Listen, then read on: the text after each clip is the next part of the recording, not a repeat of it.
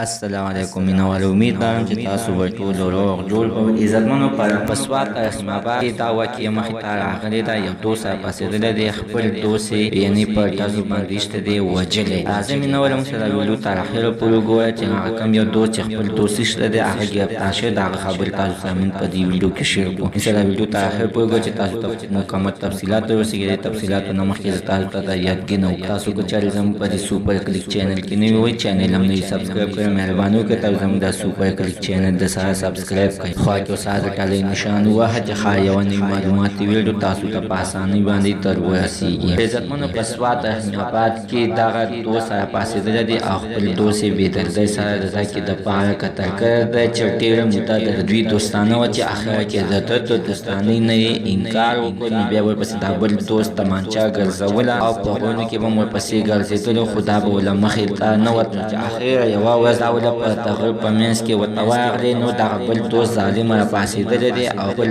دوست یې بېدردۍ سره د ده کې دپاره ایښتی دی چې ده سره بیا ګپ شپ نه لري. مینهوالو د داسې خلکو په حال باندې عزتمنو دا کوم یو دوست چې خپل دوست ایښتی دی، عزتمنو ده ته د اخر کومه سزا ورکړل شي.